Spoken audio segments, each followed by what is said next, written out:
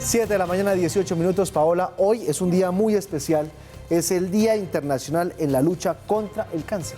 Justamente por esta razón, la Liga Colombiana contra el Cáncer ha lanzado una campaña que se llama El cáncer de estómago es un huésped silencioso, y nos acompaña el doctor John Marulanda, médico oncólogo y nuclear con estudios radioinmunodetección, y se ha desempeñado además como asesor del Ministerio de Salud, y también viene de parte de la Liga Colombiana para que hablemos de este cáncer de estómago y por qué se considera ese huésped silencioso. Muy buenos días a todos. Sí, hoy se celebra el Día Internacional contra el Cáncer y precisamente vamos a hablar de cáncer de estómago. Y el cáncer de estómago es silencioso porque los síntomas iniciales son a veces inexistentes, y cuando se presentan en estadios muy iniciales a veces los confundimos con gastritis, dispepsia o malestar estomacal, como lo denominamos. Cuando ya aparecen los verdaderos síntomas, que son calamitosos por supuesto, con úlceras perforantes, sangrado, etcétera, etcétera, pues estamos en un estadio avanzado. Pero hablamos de un huésped silencioso porque al principio no presenta muchos síntomas, sin embargo está instalado ahí. ¿Y cómo hacemos entonces para saber si hay cáncer o no hay cáncer? Porque una de las condiciones más comunes entre los colombianos, usted me corregirá, doctor, que usted es el experto, es la gastritis. Incluso venden las pastillitas, omeprazol, qué sé yo, para evitar la gastritis durante el día. Pero eso parecería que fueran paliativos y la enfermedad ahí. Correcto. El cáncer, como todo cáncer, toma un tiempo en desarrollarse. Y esos síntomas, como usted bien nos denomina la gastritis, y entonces me tomo el antiácido líquido, me tomo el omeprazol, pues entonces van paliando los síntomas. Sin embargo, ahí sigue el proceso. Entonces, esos síntomas que son persistentes, que se cronifican, que no ceden y que permanentemente uno está tomando eso, el antiácido en la noche o el antirreflujo, y adicionalmente toma entonces inhibidores de la producción de ácido en el estómago, pues obviamente van dejando en mal vivo, que es el cáncer, o que son los procesos anteriores al desarrollo del cáncer. Entonces, es un llamado de atención para que estos síntomas sean consultados. Y claro, la forma hoy en día de diagnosticar un cáncer de estómago es la endoscopia, porque además de visualizar, pues obviamente toma biopsias de los sitios que pueden ser sospechosos. O sea, uno debe hacerse una endoscopia ¿cada cuánto? Internacionalmente se recomienda una endoscopia después de los 50 años, cada 2 años. En países donde tienen mucha más incidencia el cáncer de estómago se dice que después de los 40. En países como Japón, por ejemplo, es un tamizaje normal, como cuando aquí hacemos tamizaje de mamografía o hacemos citología para cáncer de cuello uterino. En Japón la hacen es para cáncer de estómago por su alta incidencia. Colombia no es un país de alta incidencia comparado con otros países, pero sí el método de diagnóstico es la endoscopia, y en general se prescribe para síntomas que son crónicos, persistentes, que no se ven al tratamiento. Y doctor John, a propósito de lo que pasa en Colombia, dice usted que no hay una gran incidencia. Sin embargo, pues las cifras sí pueden generar alarma. 7.419 pacientes han sido diagnosticados con una mortalidad de 5.505 personas. Alta, ¿no? Es altísimo. Por eso dije que comparado con otros países. Claro, en Japón es peor. Claro. Sí, comparado con otros países, pero esas cifras que usted tiene son las exactas, son las últimas que nos ha dado el reporte internacional y el Instituto de Cancerología. ¿Y esto es porque altas. el diagnóstico es muy tardío?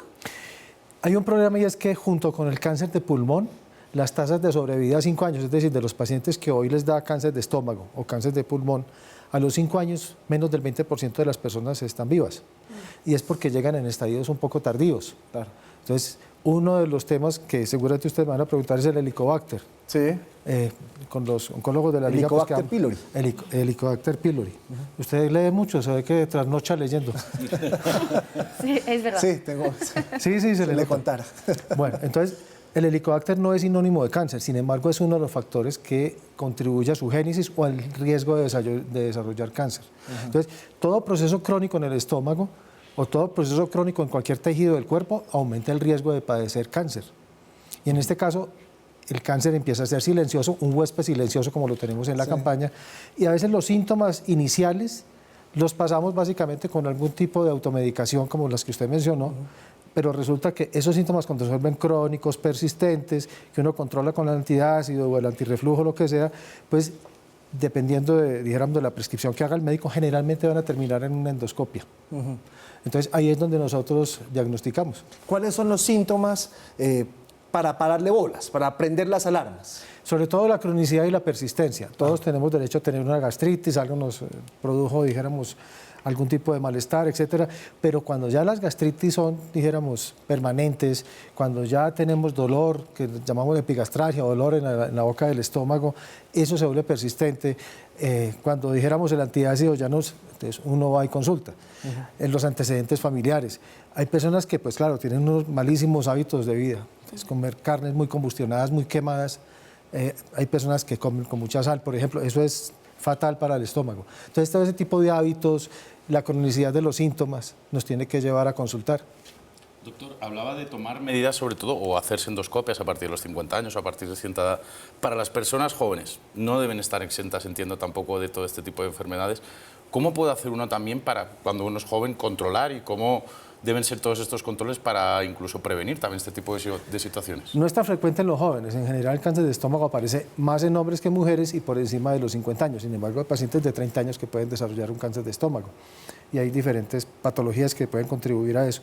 En los jóvenes lo mismo, es la persistencia del síntoma. O sea, una persona joven con antecedentes familiares, malos hábitos de vida, mala alimentación, síntomas permanentes, pues obviamente lo tiene que llevar a consultar. Y obviamente el médico prescriptor o el médico tratante tiene que mirar la posibilidad de hacer la endoscopia, que es el examen reina de todos estos diagnósticos, es el examen reina. Entonces mirará si amerita o no, si da un tratamiento conservador, espera la respuesta y si no da respuesta, pues posiblemente le ordene una endoscopia. Doctor Marulanda, cuando usted dice que llega en un estado tardío, ¿quiere decir que si llega en un estado temprano podría existir cura? Sí, señor.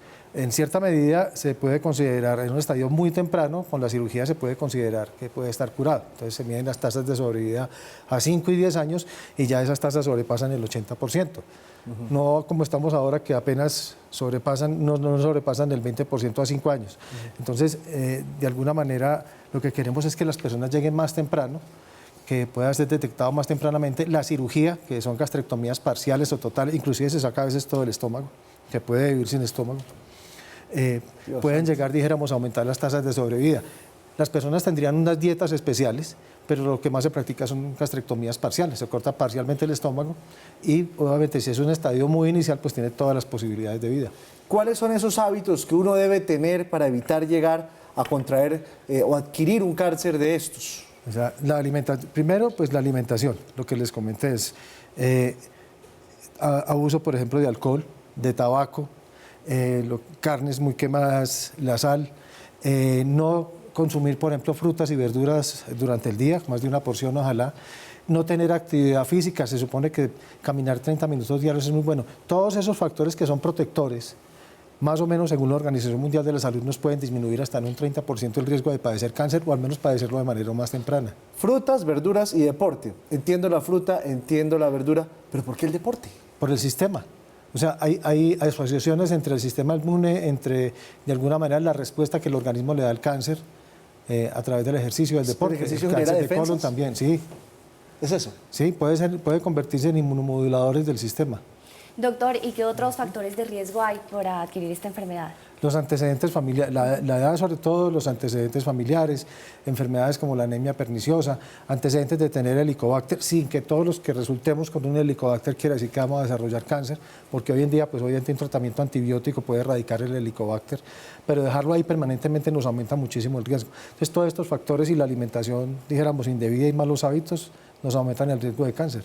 Uno debe tener entonces un hábito religiosito, cada 2 años visitar al médico general o al gastroenterólogo para hacerse ese examen, básicamente. En muchos países, dependiendo de la incidencia, sí, lo que pasa es que los países ordenan eso a través de sus sistemas de salud como Colombia. ¿Qué tiene Colombia? Colombia tiene después de los 50 años, tienen el tamizaje normal, o sea, los exámenes gratuitos, cáncer de mama y cáncer de cuello uterino. ¿Sí? Pacientes con riesgo ya no es un tamizaje normal, sino que se hace diagnóstica, endoscopia diagnóstica, que obviamente está dentro del plan de beneficios del sistema. Países con altísimas tasas, entonces las personas corren y se hacen a cuenta propia casi y dicen, no, yo quiero hacerme la endoscopia y pues se la hacen. Aquí no tenemos una incidencia tan alta comparada con otros países, pues entonces tiene que pasar por todo el proceso del médico. ¿Esa incidencia está relacionada con la comida típica o con algún asunto genético? Hay asuntos genéticos clarísimamente, está básicamente con la comida y en otros sitios también por zonas geográficas. Sabemos que, por ejemplo, en zonas como Boyacá o Nariño hay unas mayores tasas de incidencia, es por el sustrato mineral, por algunos sustratos minerales en el suelo. Increíble. ¿Y el estrés ahí también participa? Sí, señora, tiene toda la razón. Se han hecho estudios que muestran que el estrés y algunos pacientes que que sufren de depresión o estados mentales alterados se ¿La puede depresión favorecer. también? Sí. ¿Porque baja las defensas? Hay muchas asociaciones que no tenemos claramente el mecanismo porque en estadística se presentan lo que son variables de confusión. O sea, alrededor de estados, dijéramos, como la ansiedad, la angustia, de alguna manera se pueden cambiar los hábitos de vida y entonces el verdadero factor son los cambios de hábito. Pues doctor John Marulanda, es un gusto tenerlo acá. Nos ha dado usted una clase de un enemigo silencioso que hay que pararle muchísimas bolas. Gracias por estar con nosotros. Muchas gracias a ustedes, muy amables.